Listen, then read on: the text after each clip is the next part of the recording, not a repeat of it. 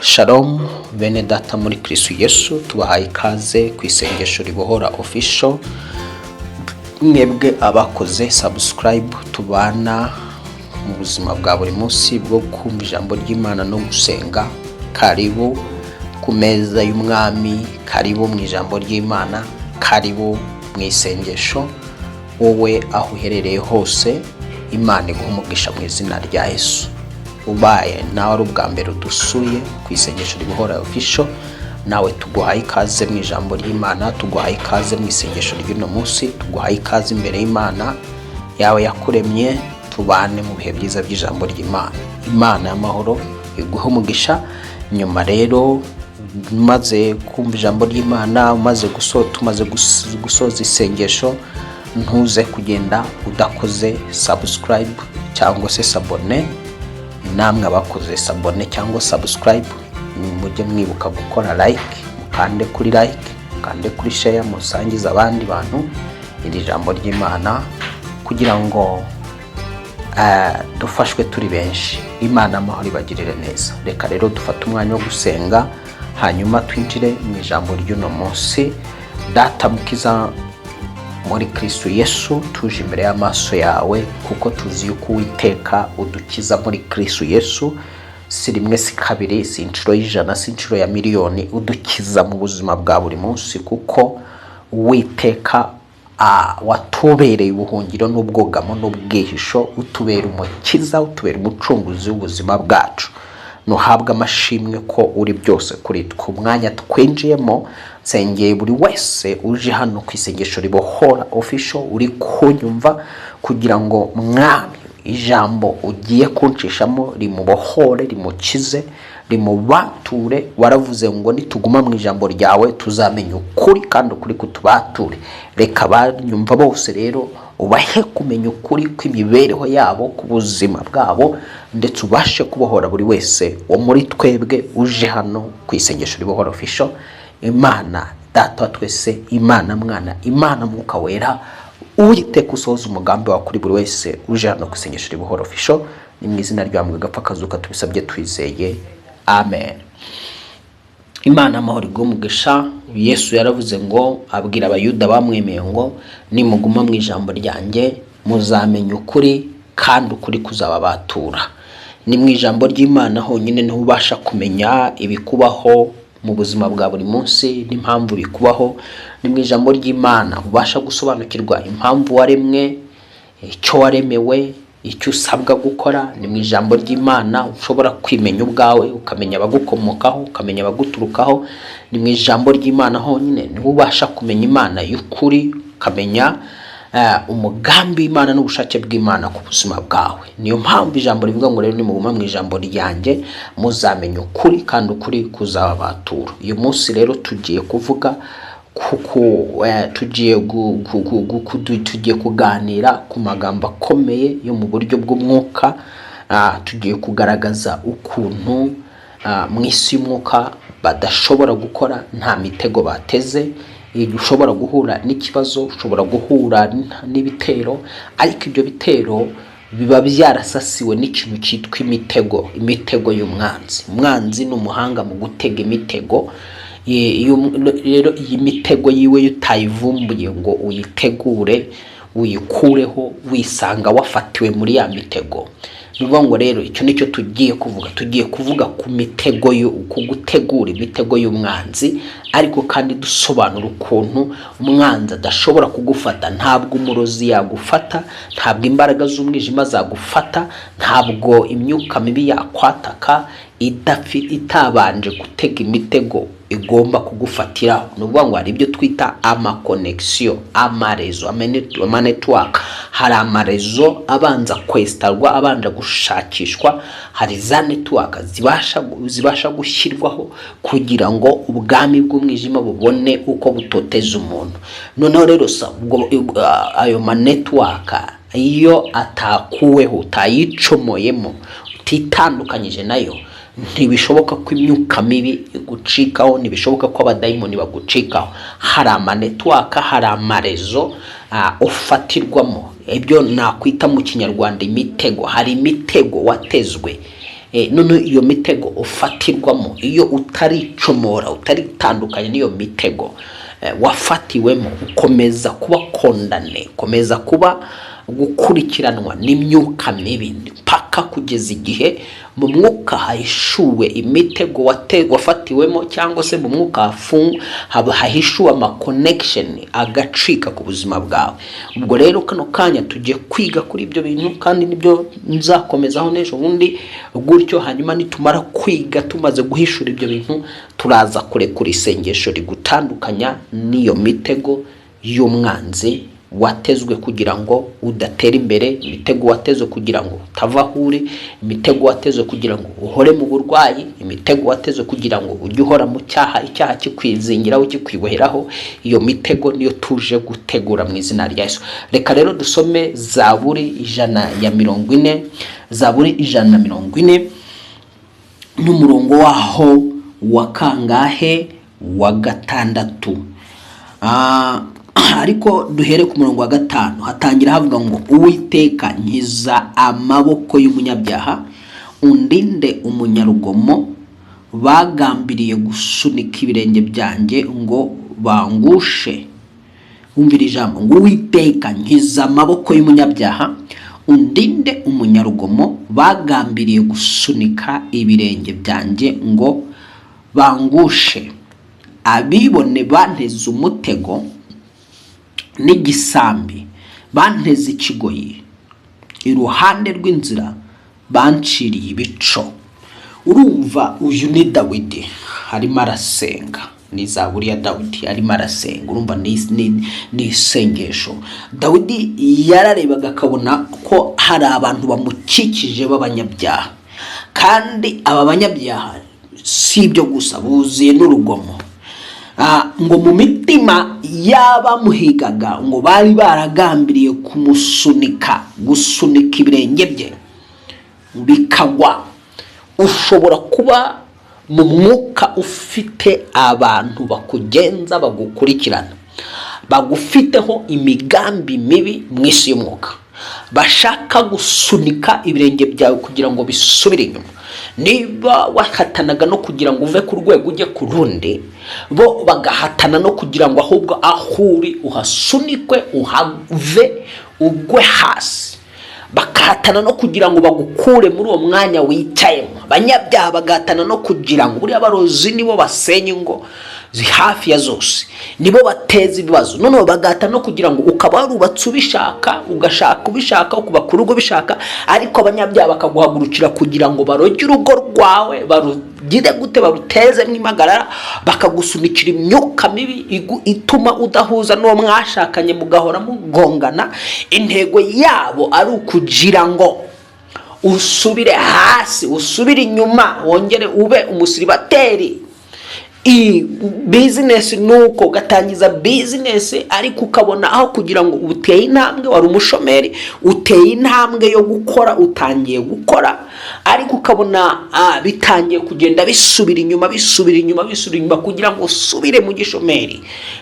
Ibyo rero nibyo Dawidi yavuga ngo undinde umunyarugomo, wagambiriye kugira ngo asunike ibirenge byanjye ngo bingushe.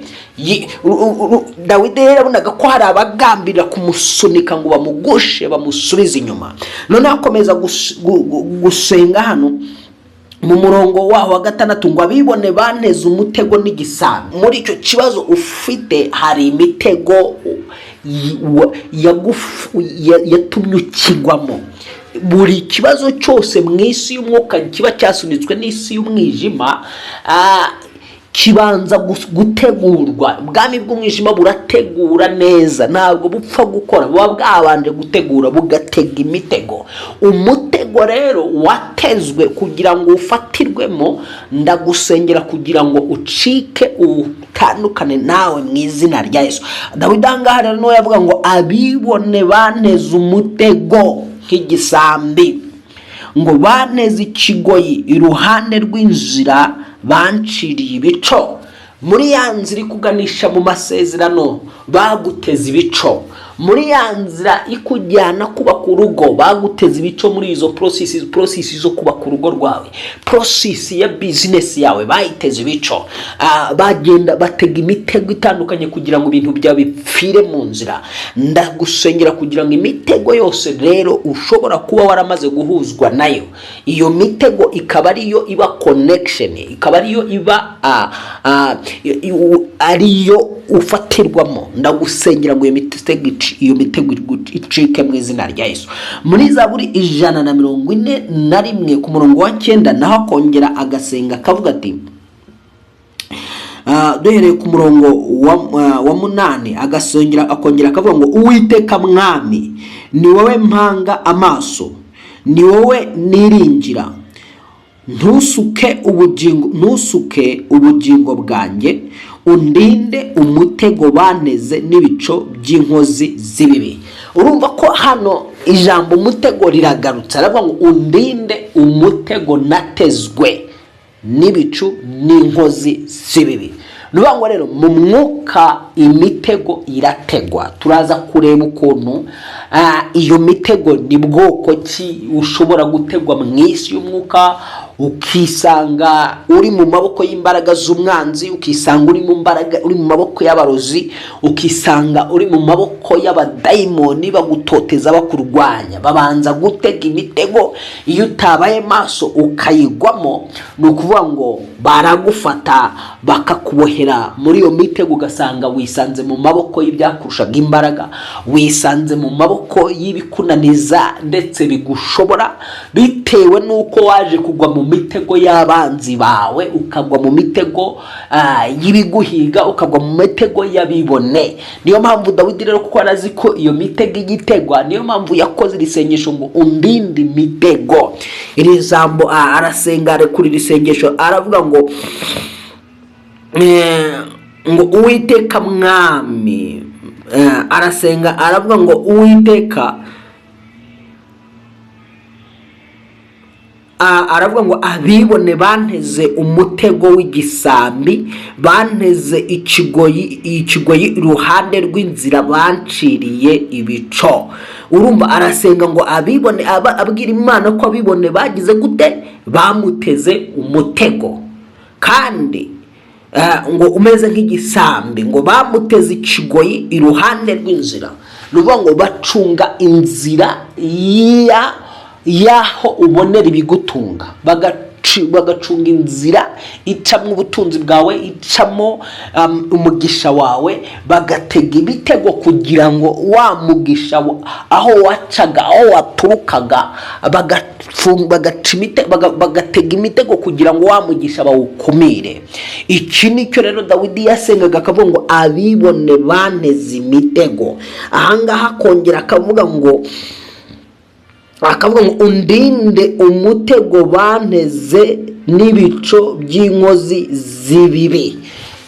Imana ikurinde imitego baguteze mu izina rya Yesu, kuko iyo uyiguyemo ntabwo uva mu maboko yabo, ntabwo uva mu biganza byabo. Ni ngombwa ko umenya yuko nta kintu gishobora kubaho mu isi y'umwuka, nta kibazo gishobora gufata ubuzima bwawe, gufata imibereho yawe, cyane cyane gisunikwa n'imbaraga z'umwijima, kitabanje gusasirwa ikintu cyitwa imitego. Ya mitego igenda igahinduka amarezo cyangwa se network bagufatiramo.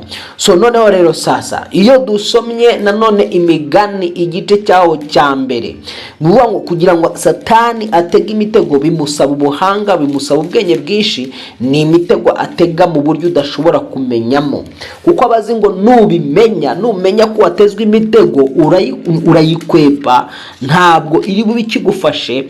Akora ibishoboka byose umutego aguteze akawuguhisha kugira ngo utawumenya. Ahangaha mu Migani igice cyaho cya mbere umurongo wa 17 handitswe ngo gutega umutego ikiguruka kiwureba nukurushywa n'ubusa. urumva rero satani kuko abashaka kugufata, abarozi kuko bashaka kugufata, ibyo bakora babikora rwihishwa, babikora utabizi, babikora utabireba. Nuvuga ngo amayeri ubwami bw'umwijima bukoresha, abarozi bakoresha, ni ugukora ibintu bakabihisha ntibibashe kumenyekana. Ni ugutega imitego bayitega bakayitega abantu batabizi, bakayitega abantu batarora, bamara gutega ya mitego abantu batarora, ba bantu bakazisanga bavuye muri ya mitego y'abarozi. Nuvuga ngo rero ni ngombwa gusobanukirwa, ukajijuka, ugafunguka, Imana ikagukora ku maso mu izina rya Yesu, ukaba umuntu ubona, wanategwa n'imitego igihe waba watezwe imitego ukabibona. Kuko wumvise ko ijambo rivuze ngo gutega umutego ikiguruka kiwureba nukurushywa n'ubusa. Impamvu nuko iyo uteze umutego ikiguruka kiwureba ntabwo cyagenda ngo kiwugwemo cyawubonye. Nukuvuga ngo nongere mbisubiremo rero, ubwami bw'umwijima kugira ngo bukore imirimo yabwo, babashe kugera ku butsinzi, kugira ngo abarozi babashe kugera ku butsinzi, ibyo bakora byose bagerageza kubihisha, bagerageza kubikora mu rwihisho kugira ngo utabavumbura. Niyo mpamvu ukuroga wese agerageza kwihisha ntumumenye. So nuvuga ngo rero umuntu ashobora kukubera umutego, ibyo ukora byakubera umutego, ariko kandi byaragize gute? Ari ubwami bw'umwijima bwaguteye kubikora. Reka rero dusome mu gitabo cyo Kuva igice, turahera mu gitabo cyo Kuva igice cyaho cya 10 n'umurongo waho wa 7, turebe ko ibyo umuntu akora bishobora kumubera umutego, ushobora gutegwa, cyangwa se turebe nuko n'umuntu yakubera umutego. Mu gitabo cyo Kuva igice cyaho cya 10 n'umurongo waho wa 7 handitswe ngo abagaragu ba Farawo baramubaza bati, uriya mugabo azageza he kutubera umutego? Reka abo bantu bagende bakorera Uwiteka Imana yabo, nturamenya yuko Egiputa yapfuye? Reka tongere dusome ngo Kuva igice cya 10 n'umurongo waho wa 7 ngo abagaragu ba Farawo baramubaza bati, uriya mugabo azageza he kutubera umutego? Reka aba bantu bagende bakorera Uwiteka Imana yabo, nturamenya yuko Egiputa hapfuye. Hano ijambo rirakwereka ko umuntu ashobora kukubera umutego. Satani yashaka kugira ngo adomine ubuzima bwawe, adomine imibereho yawe, azana umuntu mu buzima bwawe, uwo muntu akaza akaba yakubera umutego. Uwo muntu rero niba hari umuntu uba umutego mu buzima bwawe, ukaba utaramutahura, utaramuvumbura mu isi y'umwuka, ntago ikibazo cyawe kizacika. Ntago abadayimoni bakurwanya bazigera bavaho igihe utaratahura niba koko mu isi y'umwuka hari umuntu umeze nk'umutego mu buzima bwawe. Aba ni abagaragu bagiye babwira Farawo, bahuraga n'ibyago n'amakuba umunsi ku wundi, bakubitwa amanywa na nijoro nk'uko byumvise nyine igihugu cyari cyapfuye. Baragenda baramubwira ngo warekuye umuntu akagenda, uzageza ryari kumufatira? Ntabwo ubona ko uyu muntu atubera umutego? Ntabwo ubona ko uyu muntu ari utuma ibi byago duhura nabyo, aya makuba akakaga? Ntabwo ubona ko bikomoka kuri we, biterwa nawe? Nkubwira ngo mu mwuka hari umuntu uza akaba umutego w'ubuzima bwawe. Igihe uwo muntu ataramenyekana ngo umurekure, uzakomeza guhura n'akaga, uzakomeza guhura n'ibibazo uhura nabyo. Ni ngombwa rero kumenya uko usenga no kumenya uko witwara. Ni ngombwa kumenya ugendana nawe, ubana nawe, ugahishurirwa niba uwo muntu ugendana nawe, ubana nawe atariwe ntandaro y'intambara zucamo, atariwe ntandaro y'ibitero bya Satani. Ubonye ko umuntu ashobora kukubera umutego mu buzima bwawe, akaba network, akaba rezo, ubwami bw'umwijima bufatiraho bukuzirika, bufatiraho bukwataka, bufatiraho bukugabaho ibitero. ndagusengera rero kano kanya mu izina rya Yesu, niba mu buzima bwawe hari umuntu wakubereye umutego wo kudatera imbere kwawe, umuntu wakubereye umutego wo guhorwa waguye wabyutse, umuntu wakubereye umutego wo kudakizwa neza, umuntu wakubereye kudakorera Imana neza, umuntu ashobora kukubera umutego ugasanga niwe ntandaro yo kudakorera Imana kwawe, umuntu ashobora kukubera umutego ugasanga niwe ntandaro yo kurwaragurika kwawe, umuntu ashobora kukubera umutego ugasanga niwe ntandaro y'imikoshi n'imyaka uhura nayo. Mu izina rya Yesu ndekuye umuriro w'Imana, nohereje ijambo ku buzima bwawe kugira ngo mu mwuka umuntu wese wakubereye umutego atandukane nawe mu izina rya Yesu. Nuvuga ngo rero igihe cyose uwo muntu wumvise ukuntu abagaragu ba Farawo bamwe ngo uyu muntu murekure, ntabwo ubona ko muri Egiputa hapfuye. Mose yari yarabaye umutego w'Abanyegiputa. Nkubwire ngo muri famiye Satani ashobora guhagurutsa umuntu akakubera umutego, akabera umutego famiye yose, akaba ari ntandaro igihe umuryango, akaba ari ntandaro y'ibibazo umuryango uhura nabyo. Arajya kwa Nyabingi agaterekera, akabangwa, akaraguza, agatanga umuryango mu migenzo yo kusenga ibigirwamana no kwikubita imbere imyuka mibi y'abadayimoni. Noneho yakwatura amazina yawe, yatanga amazina yawe ku bicaniro by'abadayimoni, ugasanga imyuka irimo irakwata kutaza aho ivuye. Kumbe hari umuntu muri famiye, hari umuntu mu muryango wubakiye ibicaniro Satani, wubakiye ibicaniro abadayimoni, wubakiye ibicaniro imyuka mibi. Igihe cyose ari kuri cya gicaniro aratura abantu bo mu muryango, arabagabiza abazimu, arabagabiza abadayimoni. Uwo muntu rero utaratandukana na utaramutahura ngo witandukanye nawe, ntabwo ibyo bibazo bizavaho, kuko aba ari aho ngaho ameze nk'umutego. Ndakusengera kugira ngo uhumuke mu izina rya Yesu, Umwami Imana guhishurire ni mutego bwoko cyuri mu buzima bwawe. Kumaze gusobanukirwa ko umwana w'umuntu yakubera umutego, mwana w'umuntu yakubera umutego wo kutuba ku rugo, mwana w'umuntu yakubera umutego wo kudatera imbere, mwana w'umuntu yakubera umutego wo kudakizwa neza, mwana w'umuntu yakubera umutego wo kutagera ku masezerano y'Imana, mwana w'umuntu yakubera umutego uzajya uhora ukugusha buri munsi. Ndagusengeye mu izina rya Yesu kugira ngo Imana igukore ku maso, Imana iguhishurire umuntu uri mu buzima bwawe umeze nk'umutego ufatira intambwe zawe, utuma utava aho uri, utuma utagana aho Imana ishaka kugana. Imana iguhishurire uwo muntu yabaye amanetwaka, ubwami bw'umwijima bugufatiraho, abazimu bagufatiraho, abadayimoni bagufatiraho, ariko ayo marezo yitwa abantu akuveho mu izina rye. Amarezo mabi, manetwaka mabi agukonekta n'ibyago, akagukonekta n'ibibi, Uwiteka gutandukanye nayo mu izina rya Yesu wapfuye akazuka. Imana amahoro ikugirire neza. Tusome nanone Kuva igice cyawo cya 23 n'umurongo wa 33. Anga tumaze kubona ko umuntu yakubera iki umutego. Noneho mu Kuva mu gice cya 23 tugiye kureba ni ikihe kindi nanone gishobora kuba umutego mu buzima bw'umuntu kigahinduka amanetwaka, amarezo, abadayimoni bagufatiramo. Kuva igice cya 23 n'umurongo waho wa 33 handitse ngo, duhereye ku murongo waho wa 31 haravuga ngo nzagushyiriraho urugabano ruhere ku nyanja itukura rugere ku nyanja y'Abafilisitiya, kandi ruhere ku butayu rugere ku ruzi Ofurati, kuko nzabagabiza abatuye muri icyo gihugu mukabanesha, mukabirukana imbere yanyu. Noneho 34 avuga ngo ntuzagire isezerano nabo cyangwa n'imana zabo, ntibazagumye kuba mu gihugu cyawe kugira ngo batakuncumuzaho, kuko wakorera imana zabo ntibyabura kukubera umutego.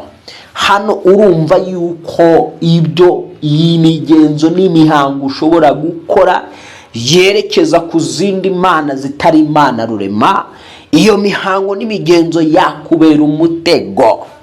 kujya mu bapfumu ukajya kuraguza ukajya guterekera bibera umutego wabigiyemo. Amafaranga n'ibintu abantu bagenda bagatanga mu bapfumu bibabera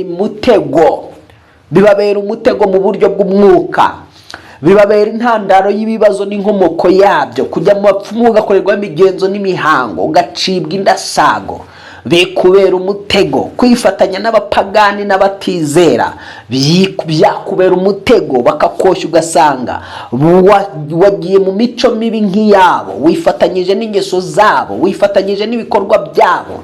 Imana rero kuko itifuzaga ko Abisiraheli bahura n'ibyago, kuko itifuzaga ko bahura n'amakuba, yarababuriye ibereka aho igihugu cyabo kigomba gutangirira naho kigomba kugarukira. Ibereka imbibi n'ingabano z'igihugu cyabo.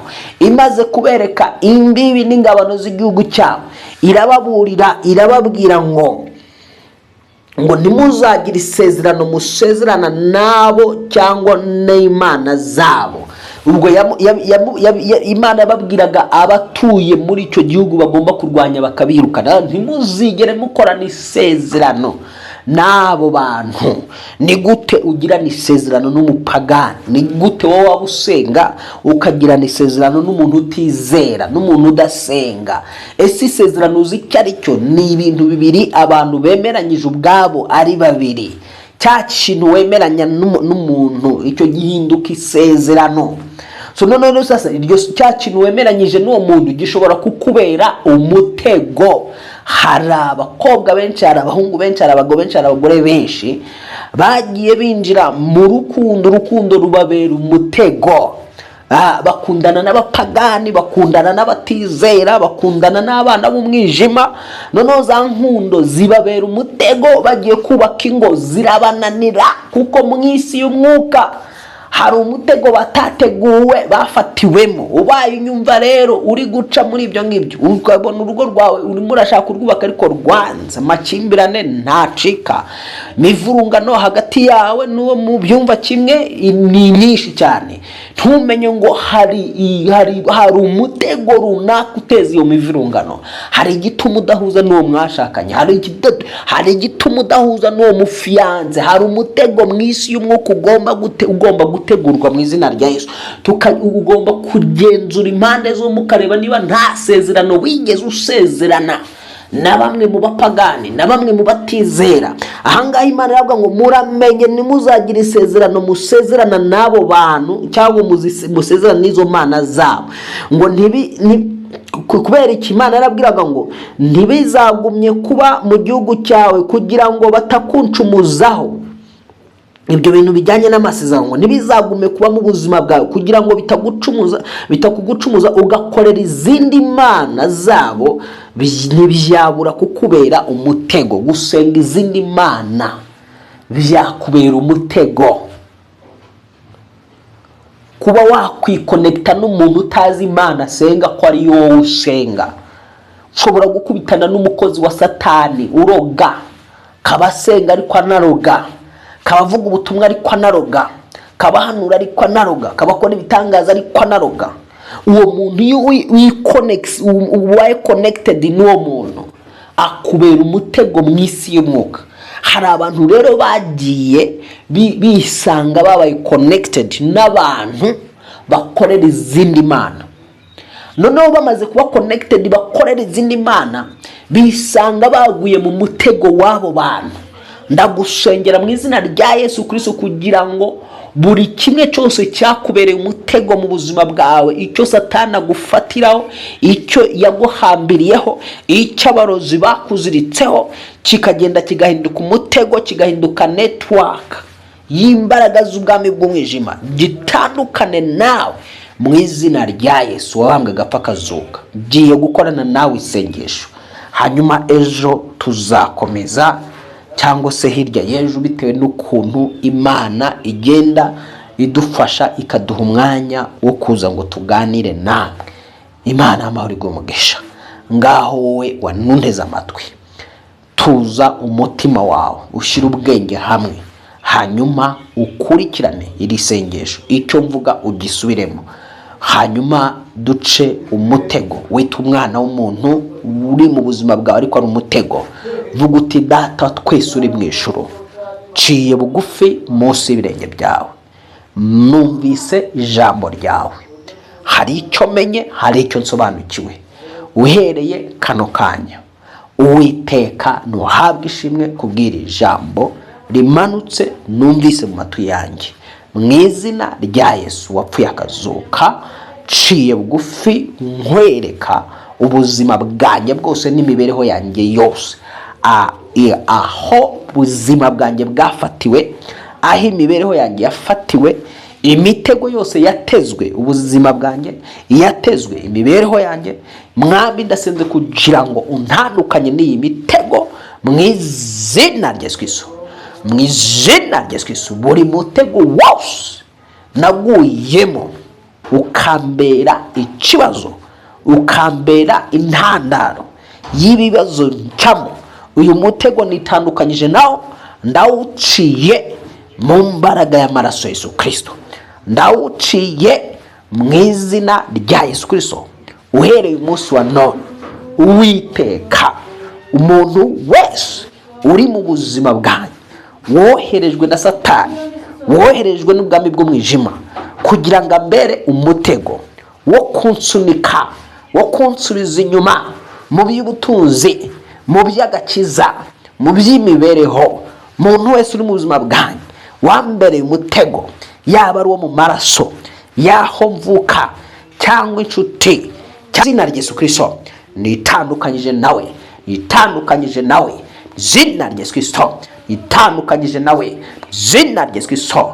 Umuntu wese Mwami uri mu buzima bwanjye mu buryo butazwi, unyihishamo, uwo ntazi, uwo ntasobanukiwe, uwo ntaceka, uwo ari we wese w'igikoresho cya Satani, w'intumwa y'abadayimoni mu buzima bwanjye, mu izina rya Yesu nitandukanyije nawe. Uhereye kano kanya mu izina rya Yesu Kristo, ciye connection yamuzaga n'umuntu wese umbera umutego mu izina rya Yesu Kristo.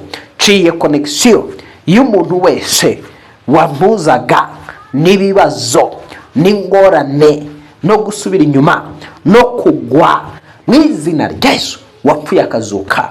Uwiteka, uhereye umunsi wa none ni wowe umenya ibyo ntazi, ni wowe undeberera ibyo ntareba. Abari mu buzima bwanjye ari umutego mu mibereho yanjye urabazi bose. Uhereye umunsi wa none nyemerera buri wese w'umutego mu buzima bwanjye, buri wese Mwami uri connection y'abadayimoni, uri network y'abadayimoni ku buzima bwanjye, kugira ngo abadayimoni bangereho, bakabaca kuri we, bakabanyura kuri we. Uwo muntu ndamukumira, ndamwirukana mu mibereho yanjye, mu buzima bwanjye, mu izina rya Yesu Kristo, mu izina rya Yesu Kristo, mu izina rya Yesu Kristo wapfuye akazuka. Uhereye umunsi wa none Uwiteka, mpuza n'umuntu w'umugisha mu buzima bwanjye, n'umuntu ufite network mu izina rya Yesu Kristo y'umugisha wanjye. Uwiteka, mpuza n'umuntu ufite network y'umugisha wanjye, izina rya Yesu Kristo. Ntandukanya n'umuntu ufite network y'ibibazo byose nacamo nanyuramo, izina rya Yesu Kristo wapfuye akazuka. Urakoze Mwami kuntabaye, urakoze Mwami kundengeye, ni mu izina rya Yesu Kristo wapfuye akazuka. Amen, amen. Imana y'amahoro iguhe umugisha. Niba usenze iryo sengesho, wizere ko Umwami akubohoye, wizere ko Umwami Yesu agukijije, wakomeza gusenga, nawe wafatira ugakomeza ugasenga, ukagura isengesho ryawe. Imana y'amahoro iguhe umugisha. Niba bwari ubwa mbere rero wari uri kuri hano ku isengesho Ribohora Official, ntugende udakoze sabone cyangwa se subscribe, kugira ngo niba utaha utazadushaka ukatubura. Igihe cyose tuzanye isengesho, igihe cyose tuzanye ijambo ry'Imana, rigere kugeraho ku gihe. Nyuma yo gukanda subscribe cyangwa sabone, ntukibagirwe gukanda ku kazogera cyangwa se kuri notification, kugira ngo igihe cyose dushyize ikiganiro ukibone. Ikindi kandi mukeneye kudutera inkunga, mukeneye kudushyigikira, mukeneye kutuvugisha, nimero yacu ni 078270 652 mugira amahoro y'Imana. Shalom shalom.